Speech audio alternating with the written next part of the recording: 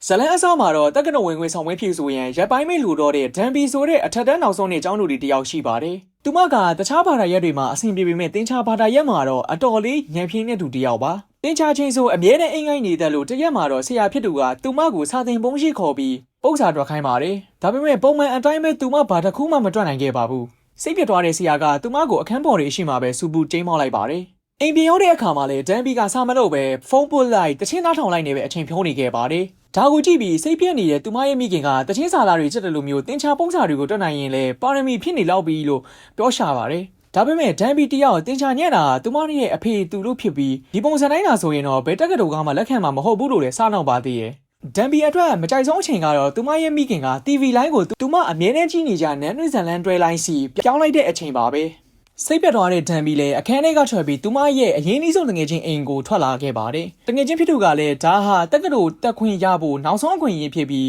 းအခုဆောင်မိုးဝဲကြရှုံးခဲ့ရင်ရှေ့ဆက်ဖို့လည်းမရှိတော့ဘူးလို့တတိပေးပါတယ်။နောက်တနေ့မနက်မှာတော့ဒန်ဘီတယောက်အိယာနိုနောက်ကျသွားပြီးရေးကြီးတဲ့ဆောင်မိုးဝဲဖြစ်ဖို့အပြေးတော့ထွက်ခဲ့ရပါတော့တယ်။အိမ်ကနေထွက်ချိန်မှာပဲမိခင်ဖြစ်သူကဆောင်မိုးဝဲကိုအကောင်းဆုံးဖြေဆိုပြီးကြောင်းကောင်းကောင်းဝင်ခွင့်ရဖို့အားပေးစကားပြောရှာပါတယ်။ဒန်ဘီကတော့တင်ချာဘာသာရဲ့အတွက်အရန်ကိုစိတ်ပူပန်နေပြီးစမွဲဖြစ်ဆိုမဲ့နေရမရောက်မချင်းဘတ်စကားပေါ်မှာလည်းစာကြည့်နေခဲ့ပါတယ်။ဘတ်စကားပေါ်ကဆင်းပြီးအပြေးလောက်တော့တဲ့အချိန်မှာတော့ထီယူဖို့မိချန်ခဲ့ပါတယ်။စမွဲဖြစ်ဆိုမဲ့အဆောက်အုံနာရောက်လာတဲ့အခါမှာတော့ဒန်ဘီတယောက်ကြောက်စိတ်တွေလှမ်းမှုလာပါတယ်။သူမကိုအစင်အသင့်မဖြစ်သေးဘူးလို့ခံစားနေရပြီးကြာရှုံးရမယ့်အခြေအနေကိုရင်ဆိုင်ရမယ့်အစားထွက်ပြေးဖို့စဉ်းစားကထိတ်လန့်တုန်လှုပ်နေခဲ့ပါတယ်။သူမဟာတဲတဲမမေးရွာနေတဲ့မိုးရီထဲမှာထိုင်နေရင်အရာအားလုံးပျောက်ကွယ်သွားရင်ကောင်းမှာပဲလို့စိတ်ထဲကနေတိတ်တိတ်ဆိတ်ဆူတောင်းနေပြီးပါတယ်။သူမရဲ့အရှိမတော့မိုးရီကြောင့်ဖြစ်ပေါ်နေတဲ့ရေအိုင်ငယ်တစ်ခုရှိနေပြီးသူမဟာရေအိုင်ငယ်နားကိုတိုးသွားတဲ့အချိန်မှာပဲထူးဆန်းတဲ့အရာတစ်ခုစတင်ဖြစ်ပွားပါတော့တယ်။ထူးဆန်းတဲ့ဝတ်စုံတွေဝတ်ထားတဲ့လူတက်စုစုဝင်းနေပြီးမိုးရွာချပေးဖို့ဆူတောင်းနေကြတာကိုသူမတတိထားမိသွားပါတယ်။သူတို့ကမိုးမရွာတာ3နှစ်ရှိပြီဖြစ်လို့လူတွေလည်းအငယ်ပေးဆိုင်ပြီးတေဆုံးနေကြတယ်လို့ပြောနေကြပါတယ်။အဲ့ဒီအချိန်မှာပဲဒန်ဘီတယောက်ဟာရေအိုင်ငယ်တဲ့ကိုရုတ်တရက်ကျဆင်းသွားပြီးရင်းနေတယ်လို့ခံစားလိုက်ရပါတယ်။ဒါပေမဲ့တေမဆုံးသွားပဲအဲ့ဒီနေရာမှာပြန်လည်ထွက်ပေါ်လာခဲ့ပြီးသူမဟာတခြားကဘာတစ်ခုကိုရောက်ရှိသွားခဲ့တာဖြစ်ပါတယ်။ဒန်ဘီကတော့အခြေအနေကိုနားမလည်ပဲရောင်ချာချာဖြစ်နေပြီးဘေးပဝင်းချင်းကလူတွေကိုဒါဟာနန်းတွင်းရုပ်ရှင်စကားရိုက်နေတာလားလို့လိုက်မေးနေမိပါတယ်။သူမရဲ့ထူးဆန်းတဲ့အပြုတ်မှုတွေကိုမြင်ရတဲ့ဘရင်ကြီးကထိတ်လန့်သွားပြီးသူမကိုမိစ္ဆာတကောင်လားဆိုပြီးအော်ဟစ်မင်းမြန်ပါတော့တယ်။ဒန်ဘီကလည်းကြောက်ကြောက်လန့်လန့်နဲ့မဟုတ်ပါဘူး။သမီးကအထက်တန်းကျောင်းလူတယောက်ပါလို့ပြန်ပြောပေမဲ့ထိုကိကလူတွေအတွက်တော့သူမပြောတဲ့စကားတွေဟာမန်တန်တစ်ခုလိုဖြစ်နေပြီးကြောက်စိတ်တွေပိုတိုးသွားစေပါတယ်။အဲဒီနောက်မှာတော့စစ်တီတွေကဒန်ဘီကိုဓားတွေနဲ့ဝိုင်းထားလိုက်ကြပါတယ်။ဓားတွေကအဆင့်မှန်တွေဖြစ်ကြောင်းသိသွားတဲ့ဒန်ဘီကလည်းပြတလဲနဲ့ညှမ်းဆင်းပြီးသမီးဘာလို့ဒီကိုရောက်လာတာလဲသိပြီးအရှင်မင်းကြီးတောင်းပန်ပါတယ်မိုးရွာချပေးပါလို့အော်ပြောလိုက်ပါတယ်။လူတွေကလည်းသူမရဲ့စကားကိုစူတောင်းစကားလိုမျိုးလိုက်ဆိုကြပြီးအားလုံးခေါင်းပြက်အမော့မှာတော့ဒန်ဘီတယောက်ပျောက်သွားပါပြီ။သူမဟာအခမ်းအနားဝတ်စုံတွေထားရှိတဲ့နေရာကိုအမြန်ပြေးထွက်ခဲ့ပြီးနန်ဒရီပရိုဟိတ်တယောက်အဖြစ်ရုပ်ဖြတ်ကဘရင်ကြီးရှိရာညီလာခံထဲကိုခိုးဝင်ခဲ့ပါတယ်။ညီလာခံထဲမှာဘရင်ကြီးကအယူသီးမှုတွေကိုရပ်တန်းကရက်ပြီးတိုင်းပြည်ရဲ့ပြဿနာကိုဖြေရှင်းပေးဖို့တိတ်ပံနဲ့တင်ချပညာရပ်တွေကိုလေ့လာရမယ်လို့မိကြားပါတယ်။ဒါပေမဲ့ပရိုဟိတ်မင်းကတော့ဒါဟာအန်ရရှိတဲ့အတွေးအခေါ်ဖြစ်ပြီးတင်ချဆိုတာကလည်းအယူသီးမှုတစ်ခုတာဖြစ်ကြောင်းတဘာဝတရားကိုညီမျှခြင်းတွေနဲ့နားလည်ဖို့မဖြစ်နိုင်ကြောင်းကန့်ကွက်ပါတယ်။ဒါပေမဲ့အခုလိုမိုးခေါင်နေရတာဟာကောင်းကင်ဘုံကဘရင်ကြီးကိုအမျက်ထွက်နေလို့ဖြစ်ပြီးမိုးရွာစေချင်ရင်ဘရင်ကြီးအနေနဲ့မိဖုရားကောင်ကြီးနဲ့အတူဒလိထုံတန်ပူဇော်ပွဲကိုလုပ်ရမယ်လို့ရှောက်တင်ပါတယ်။ဒန်ဘီလည်းညီလာခံထဲကနေတိတိစိတ်ပြန်ထွက်လာပြီးသူမရဲ့ဖုန်းကိုရှာဖွေဖို့ကြိုးစားပေမဲ့ပြန်လည်ဖမ်းဆီးခြင်းကိုခံလိုက်ရပါတယ်။ဘရင်ကြီးရောက်လာမှာကိုစောင့်ဆိုင်နေရင်မိုးရွာလာရင်တော့သူမပြန်လည်လွတ်မြောက်နိုင်လိမ့်မယ်လို့ဒန်ဘီစဉ်းစားနေမိပါတယ်။ဒါပေမဲ့ရောက်လာတဲ့ဘရင်ကြီးကမိုးမရွာတာ3နှစ်ရှိပြီလို့ပြောပြီးသူမကိုသဘောမကျတဲ့အတွက်ချက်ချင်းကွပ်မျက်ဖို့အမိတ်ပေးလိုက်လို့ဒန်ဘီတယောက်အံ့အားသင့်သွားပါတယ်။ဒန်ဘီကတော့ပြတလဲနဲ့ခဏလောက်ဆောင်ပါအောင်။သမီးကအနာဂတ်ကလာတဲ့အကြောင်းလူတယောက်ပါ။ဒီကိုအမတ်မထင်ရောက်လာတာပါလို့တောင်းပန်ပါတယ်။သူမကတမိုင်းကျောင်းတွေအများကြီးကိုသိရလို့ပြောပြီးဘရင်ကိုယုံကြည်အောင်လဲစူးစမ်းပေမဲ့အဆင်မပြေတဲ့အခါမှာတော့တင်ချလဲအရန်တော်တယ်လို့အမြင်ထပ်ပြောလိုက်ပါတယ်။စိတ်ဝင်စားသွားတဲ့ဘရင်ကြီးကလည်းကွပ်မျက်မဲ့အမိတ်ကိုဆိုင်းငံ့လိုက်ပြီးတက်တည်ပြဖို့အတွက်ပိုက်တာဂိုရက်သီယိုဂရမ်ပု္ပ္ပစာတစ်ပုဒ်ကိုတွက်ခိုင်းပါတော့တယ်။အစမှာတော့ဒန်ဘီကစာသားတွေကိုနားမလည်လို့တွေးဝေနေမိပေမဲ့ဒါဟာပိုက်တာဂိုရက်သီယိုဂရမ်မှန်တည်သွားတဲ့အခါမှာတော့အလွယ်တကူပဲချက်ချင်းတွက်ချပြလိုက်ပါတယ်။ဘရင်ကြီးကလည်းအတော်လေးအံ့အားသင့်သွားရပါတယ်။သူ့ရဲ့နန်းတွင်းပညာရှင်တွေတောင်မှဒီလိုပုံစံမျိုးကို3ရက်လောက်တွက်ရတယ်လို့ဘရင်ကြီးကမိတ်ဆိုပါတယ်။ထိုအချိန်ကစပြီးအားလုံးကဒန်ဘီကိုဂိုဆမ်လို့ခေါ်တဲ့ပညာရှိအမျိုးသားတဦးလို့ဆက်ဆံကြပါတော့တယ်။ဒန်ဘီကိုဘရင်ကြီးကလူတွေကိုတင်ချပေးဖို့တာဝန်ပေးရပြီးအောင်မြင်ရင်အိမ်ပြန်ခွင့်ပေးမယ်လို့ကတိပြုပါတယ်။ဒါပေမဲ့သူမရဲ့ပထမဆုံးကျောင်းသားဖြစ်တဲ့ ဘရင်ကြီးကိုယ်တိုင်ကကနန်းတော်မကြီးတွတ်တက်တာကိုတီးလိုက်တဲ့အခါမှာတော့ဒန်ဘီတယောက်အံ့ဩသွားရပါတယ်သူမဟာဘရင်ကြီးကိုကနန်းတွေအပေါင်းအုံတွေကနေမြောက်တဲ့အထိအခြေခံကစားလို့စစ်ရှိလက်ရှိနဲ့တင် जा ပေးခဲ့ပါတယ်နောက်ပိုင်းမှာတော့ပြိုင်ပွဲမျိုးကတူရိယာပညာရှင်တယောက်နဲ့တင် जा ပြိုင်ပွဲရှင်ပြိုင်ဖို့ပြင်ဆင်ကြရပါတယ်အကယ်၍ဒန်ဘီရှုံးနေခဲ့ရင်တော့အပြစ်ပေးခံရမှာပါသူမဟာရဲရဲဝံ့ဝံ့နဲ့ပဲဘရင်ကြီးကိုစိန်ခေါ်ခဲ့ပြီးဘရင်ကြီးစာမတွက်ထားတဲ့အခါမှာတော့စိတ်တူတူနဲ့ပဲခေါင်းကိုခောက်ပစ်လိုက်ပါသေးတယ်ဘရင်ကြီးကိုထိပါမိလို့စစ်တီတွေကဒန်ဘီကိုတက်ဖို့ပြေးဝင်လာကြပေမဲ့ဘရင်ကြီးကတားမြစ်ပြီးရေမောကြော်ဖြတ်ခဲ့ပါတယ်ဒီပရားကြီးလာလေတဲ့အချိန်တိုင်းမှာလည်းသူတို့ဟာတင်ချာစာရွက်တွေကိုဝှက်ထားပြီးဂီတလင်းကြီးနီတယောက်ဆောင်ခဲ့ကြပါတယ်တရက်မှာတော့ဘရင်ကြီးကဒန်ဘီပိုက်ဆာနေတာကိုတတိပြုမိပြီးအတူတူစားဖို့ဖိတ်ခေါ်ပေမဲ့သူမကနန်းတွင်အစားအစာတွေကိုတဘောမကျပဲဘရင်ကြီးကိုမိဖို့ကြောင့်စီခေါ်သွားခဲ့ပါတယ်ဒန်ဘီကသူမရဲ့လူအိတ်ထဲမှာပါလာတဲ့ပေါင်ဟင်ပစ္စည်းတွေကိုသုံးပြီးဘရင်ကြီးအတွက်အရသာရှိတဲ့အတင်စားခေါ်ဆွဲကြောက်ကိုချက်ကျွေးခဲ့ပါတယ်ဘရင်ကြီးကဆက်ပေမဲ့လည်းအရန်ချမ်းရည်တက်သွားပါတယ်ဒန်ဘီကရေတိုက်ပေမဲ့လည်းဒီအဆက်အရသာကိုတဘောကျလွန်ပြီးညင်းပယ်ခဲ့ပါတယ်နောက်တနေ့မနက်မှာတော့နန်းတော်တစ်ခုလုံးဘရင်ကြီးအော်ဟစ်တန်ကိုကြားလိုက်ရပါတယ်ဒန်ဘီတွားကြည့်တဲ့အခါမှာတော့ဘရင်ကြီးကဒန်ဘီတူးကိုချိန်ဆထားထားတဲ့အထင်နဲ့နားမှာအဆောင်လက်ဖွဲ့တစ်ခုကိုကတ်ထားတာကိုတွေ့လိုက်ရပါတယ်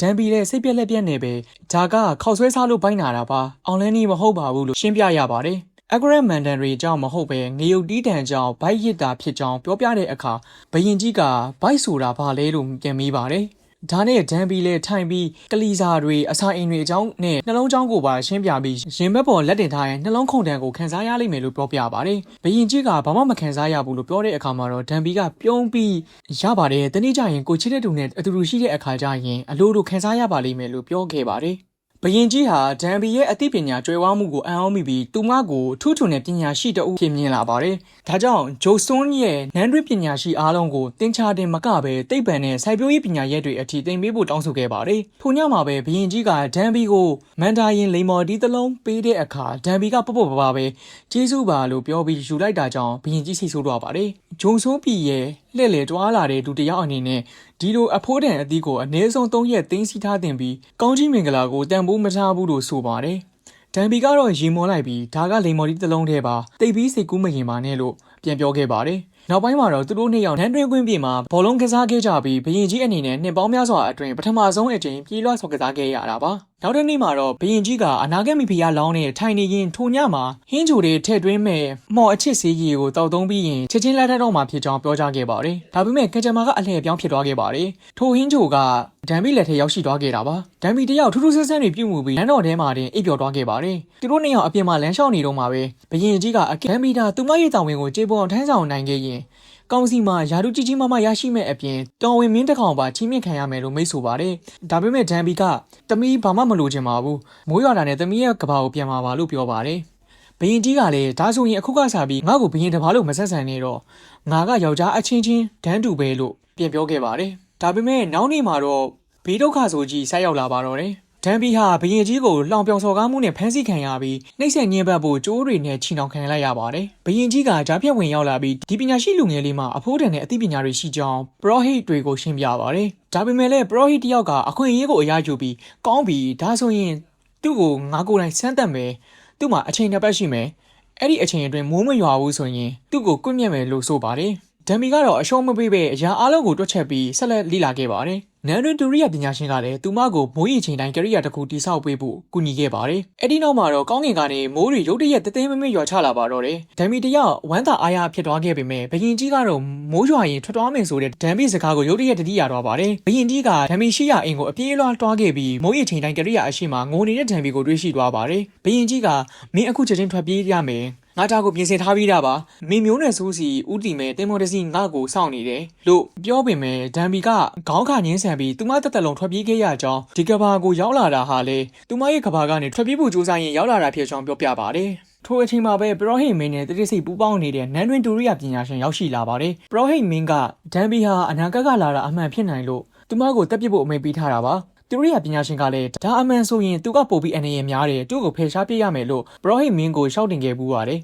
်ဒါပေမဲ့တူရိယာပညာရှင်ကဒန်ဘီကိုမြင်းပေါ်တင်ပြီးတောအုပ်ထဲအထိခေါ်ဆောင်လာခဲ့ပါတယ်။တောအုပ်ထဲရောက်တဲ့အခါမှာတော့သူကမင်းကလေးဆိုတာငါသိနေတာကြားပါပြီ။ဒါပေမဲ့ငါကလူကောင်းတစ်ယောက်ပါ။ငါလှည့်ဝက်ထားပေးပါမယ်လို့ပြောပါတယ်။ဒန်ဘီကလည်းတမင်တက်လင်ညာခဲ့တာမဟုတ်ပဲရရှိခဲ့တဲ့အလုပ်ကမျိုးသားတွေအတွက်တာပြစ်လို့မတက်တာပဲလက်ခံခဲ့ရတာဖြစ်ကြောင်းရှင်းပြပါတယ်။တစ်ဖက်မှာတော့နန်းတော်တွေကပရောဟိတ်မင်းတွေက ဒန်ဘီတင်ပေးခဲ့တဲ့အရာအလုံးအထူးသဖြင့်သူမတီထွင်နေတဲ့စာအရေးသားအသစ်ကိုပါဖျက်ဆီးပစ်ဖို့ဘရင်ကြီးကိုနားချပါတယ်။သူတို့ကရှေးရုပ်အစဉ်အတိုင်းဆက်သွားမှာဖြစ်ပြီးထိုကောင်လေးရဲ့လွှမ်းမိုးမှုတွေကိုဖယ်ရှားရမယ်လို့ဆိုပါတယ်။ဒါပေမဲ့ဘရင်ကြီးကလက်မခံပဲမြင်းစီကဒန်ဘီကိုလိုက်လံရှာဖွေပါတော့တယ်။တောအုပ်ရဲ့အခြားသနေရာမှာတော့စစ်တီတွေကဒန်ဘီနဲ့သူရိယာပညာရှင်ကိုမှီလာကြပါတယ်။သူကဒန်ဘီကိုထွက်ပြေးခိုင်းပြီးစစ်တီတွေကိုတယောက်တည်းရင်ဆိုင်တိုက်ခိုက်ပေးခဲ့ပါတယ်။အဲ့ဒီအချိန်မှာမိဖုရားကြီးကိုယ်တိုင်ချက်တော့တွေတွေးထွက်နေသည့်အထိသူ့ကိုလိုက်လံရှာဖွေရင်ရောက်ရှိလာပါတယ်။ဒန်ဘီကတော့လမ်းခွဲတစ်ခုအရောက်မှာဘယ်တော့မှမသိဖြစ်နေတော့မှာပဲဘရင်ကြီးပြောခဲ့ဘူးတဲ့နေမင်းကြီးကဂျိုးဆွန်းရဲ့နာရီပဲဆိုတဲ့စကားကိုတတိယပြီးနေအောင်ကြီးအတိုင်းလိုက်သွားရကနေပင်လယ်ကမ်းကြီးကိုရောက်ရှိသွားပါတယ်။အဲ့ဒီနေရာမှာတော့ဘရင်ကြီးကသူမကိုကြိုတင်ဆောင်ဆိုင်နေခဲ့တာပါ။ထို့ညမှာသူတို့နှစ်ယောက်ဘေးချင်းရှင်ထိုင်ပြီးကျဲတွေကိုကြည့်နေကြပါတယ်။ဒန်ဘီကအနာဂတ်မှာတော့ဒီလိုကျဲတွေကိုမမြင်ရတော့ဘူးအလင်းဆုံးကျဲတွေကိုပဲမြင်ရတယ်လို့ပြောပြတဲ့အခါမှာတော့ဘရင်ကြီးကအခုရှိလိုက်စမ်းမိမိနေရတဲ့ကျဲတွေကမင်းကြည့်ဖို့ရွေးချယ်ထားတဲ့ကြဲတွေပဲမျက်စိဆိုတာနှလုံးသားကမြင်ကျင်တဲ့အရာကိုမှမြင်တတ်တာမျိုးလို့ပြန်လည်မိတ်ဆိုပြီးနောက်ဒန်ဘီကိုချစ်မြတ်လို့ကြောင့်ဝန်ခံလိုက်ပါတော့တယ်။ဘရင်ကြီးကမင်းဆိုးရစားတွေဒါမကပဲတာမန်ပြည်သူတွေပါစာတင်နိုင်ဖို့ပုံမလွယ်ကူတဲ့စာပေအသစ်တစ်ခုကိုတည်ထွင်ခြင်းတယ်လို့ဆိုပါတယ်။အဲ့ဒီအချိန်မှာဒန်ဘီကတခုခုကိုတတိယရွာပြီးသူမရဲ့အနာဂတ်ပတ်စံကိုထုတ်ကြည့်လိုက်တဲ့အခါမှာတော့ထိုပတ်စံပေါ်ကပုံရိပ်ထားတဲ့ဘရင်ရဲ့မျက်နှာကိုတွေ့လိုက်ရပါတယ်။အဲ့ဒီတော့မှဘရင်ကြီးကတကယ်ပဲအောင်မြင်လိမ့်မယ်ဆိုတာကိုသူသဘောပေါက်သွားပါတော့တယ်။ဘရင်ကြီးနန်းတော်ကိုပြန်ရောက်တဲ့အခါကောင်းမှုစွာအမှုထမ်းတဲ့လူတွေကိုလစာငွေစတင်ပေးဆောင်မယ်လို့ကြေညာပါတယ်။ပရောဟိတ်မင်းကလည်းထူးဆန်းစွာနဲ့ပဲပြည်သူတွေကိုအကျိုးပြုတဲ့သူကိုဆုချတဲ့နယ်လို့သဘောတူပါတယ်။ဘရင်ကြီးကဒါဆိုဂိုဆမ်ကိုဘယ်လိုထင်လဲလို့မေးတဲ့အခါမှာတော့ညီလာခံကဘယ်သူမှသဘောမတူပဲဂိုဆမ်ကိုပြည်နေတန်ပေးဖို့ဒါမှမဟုတ်ကွမြတ်ဖို့တာလျင်ရှောက်တင်ပါတယ်။ဒါပေမဲ့လည်းဒန်ဘီကတော့ပရောဟိတ်တွေမသိအောင်ဘရင်ကြီးကိုတင်ချာစာရေးသားနဲ့တွေးခေါ်မျှော်မြင်မှုတွေကိုတိတိစိတ်ဆက်လက်တင်ကြားပေးခဲ့ပါတယ်။တရက်မှာနန်းတော်တဲ့လမ်းလျှောက်နေရင်ဒန်ဘီကမိဖုရားကြီးပေါ်အောင်ပြီးစားတော့နေတာကိုတွေ့သွားပါတယ်။သူတို့ကမိဖုရားကြီးဝိတ်သက်ပြီးရုပ်ပြတ်မှာဆိုလို့အစားအများကြီးမစားဘူးတားမြင်ထားတာပါ။ဒန်ဘီကသူမရဲ့အတင်စားခေါ်ဆွဲမှုတပူကိုကမ်းလှမ်းခဲ့ပြီးသူတို့နှစ်ယောက်အတူဆိုင်ရင်စကားဆက်မိပြောဖြစ်ရကနေတငယ်ချင်းတွေဖြစ်သွားကြပါတယ်။ရန်အနေငယ်ကြားတဲ့အခါမှာတော့မိဖုရားကြီးကဘရင်ကြီးထံသွားပြီးအရာအလုံးကိုတည်ထားကြောင်းပြောပြပါတယ်။သူမကမေတော်ကြီးကိုလည်းအကြောင်းကြားထားပြီးဖြစ်ပြီးမင်းကလေးဒန်ဘီကိုဘရင်ကြီးရဲ့ကိုလို့တော်တို့အဖြစ်ခန့်အပ်ဖို့စီစဉ်ထားတာပါ။ရုတ်တရက်ဆိုတယ်လို့ဒန်ဘီတယောက်နားမလည်တဲ့အခြေအနေတခုရင်ဆိုင်လိုက်ရပြီးနန်းတွေအပြူတော်တွေကသူမကိုဝစ်စုံနေဝစ်ဆင်ပြီးကမိတ်ကပ်တွေပြင်ဆင်ပေးကြပါတယ်။ဘာဖြစ်နေမှန်းမသိရသေးတဲ့ဒန်ဘီတယောက်ဟာဘရင်ကြီးနဲ့အတူနေ့လည်ခင်းအနားယူဖို့ပြင်ဆင်နေကြတာဖြစ်ပြီးသူမဟာဘရင်ကြီးရဲ့ပထမဆုံးတော့အမျိုးသမီးဖြစ်လာတော့မယ်ဆိုတာကိုသိလိုက်ရတဲ့အချိန်မှာတော့ထိတ်လန့်တုန်လှုပ်ပြီးအပြူတွေကြားထဲကနေထွက်ပြေးပါတော့တယ်။ပြူတော်ချုပ်ကလည်းဘရင်ကြီးကိုဒန်ဘီထွက်ပြေးတော့ကြောင်းချက်ချင်းရှောက်တင်လိုက်လို့ဘရင်ကြီးလည်းလိုက်နေရှောက်ဖွေပြီးနောက်ဆုံးမှာတော့သူမရဲ့လက်ကိုဆွဲကအခန်းတစ်ခန်းနဲ့ခေါ်ဆောင်သွားခဲ့ပါတယ်။ဒန်ဘီကကျမတို့တွေတငင်ချင်းလိုပဲနေမယ်လို့ပြောခဲ့တယ်လေ။သမီးက16နှစ်ပဲရှိသေးတာလို့အော်ဟစ်ကန့်ကွက်တဲ့အခါဘရင်ကြီးကရင်မောပြီး16နှစ်ဆိုရင်လူကြီးဖြစ်ပြီဖို့ဒါအပြင်မင်းခင်းလေးဆိုတာငါသိနေတာကြားပါပြီငါမင်းကိုမထိရက်ပါဘူးဒါပေမဲ့ဒီညတော့မင်းဒီမှာနေရမယ်အားလုံးကစောင့်ကြည့်နေကြတာအမှန်တော့ငါမေတော်ကအရန်ကောင်းပါလို့ဘယ်သူမှအလွယ်တကူနားချလို့မရလို့ပါဆိုပြီးရှင်းပြပါတယ်နောက်တနေ့မနက်မှာဒန်ဘီကသူရိယာပညာရှင်နဲ့တွားရောက်စကားပြောပါတယ်သူကဒန်ဘီကိုအနာဂတ်ကိုပြန်ချင်တာသိကြပြီလားလို့မေးပေမဲ့ဒန်ဘီကတော့နှလုံးသားထဲမှာဒရီဟာဖြစ်နေလို့မဖြစ်နိုင်မဲ့တယောက်တည်းထိုင်နေပြီပါတယ်အဲ့ဒီနောက်မိဖုရားကြီးရောက်လာပြီ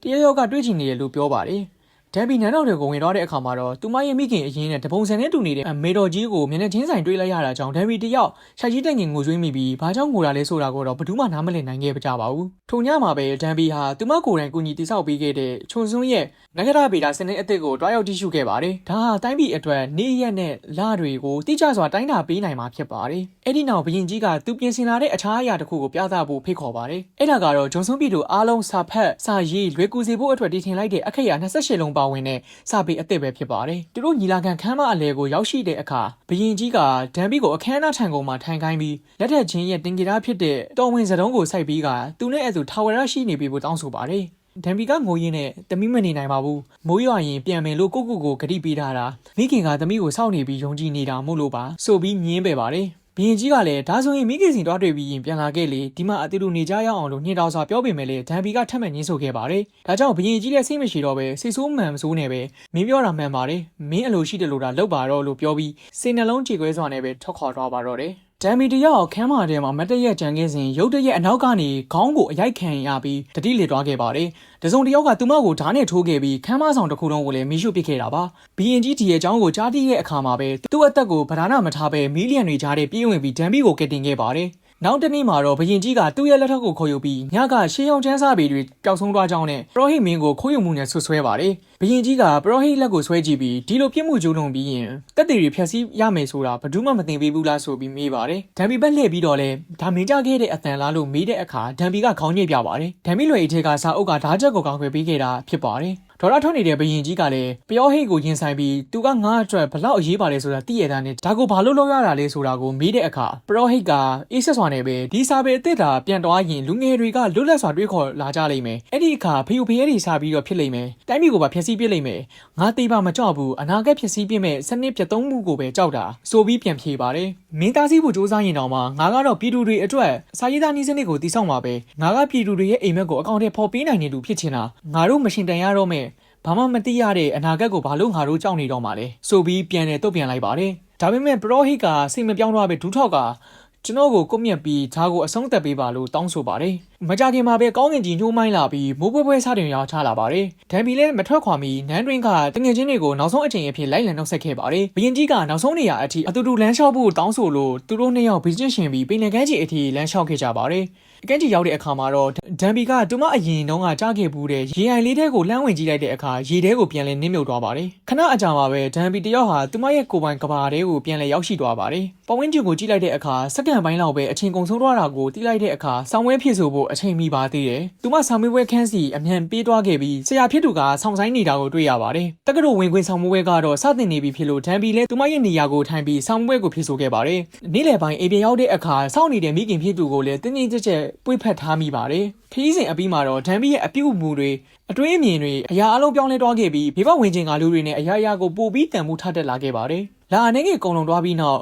တရက်မှာတော့ဒံဘီကျောင်းကထွက်မိုးတွေပြန်လဲရွာချလာပါတယ်အဲ့ဒီအချိန်မှာပဲတစုံတရာကသူမရဲ့ခေါင်းပေါ်ကိုထိတစ်ချက်လာမှုပေးပါတယ်ဒံဘီမော်ကြည့်လိုက်တဲ့အခါမှာတော့အရန်ကိုရင်းနှီးနေတဲ့မျက်နှာတစ်ခုကိုတွေ့လိုက်ရပါတယ်သူကဂျုံစုံဝေးကဘရင်ကြီးနဲ့တပုံစံနဲ့တူနေပြီးပြုံးလျက်နဲ့ပဲငါတို့လွန်ခဲ့တဲ့အချိန်အကြာကြီးကဗစကားပေါ်မှာဆုံဘူးတာလေမင်းထီးကျန်ရေးခဲ့တာဆိုပြီးပြောလိုက်ရကနေဒီဇယ်လန်လေးကလည်းပြီးဆုံးသွားခဲ့ပါတယ်ဒီလိုစိတ်ဝင်စားစရာကောင်းတဲ့ movie recap တွေကိုအများနဲ့သင်ပေးမှာမို့လို့ကျွန်တော်ရဲ့ channel လေးကိုလည်းအားပေးသွားခဲ့လို့ရပါတယ်ခင်ဗျာ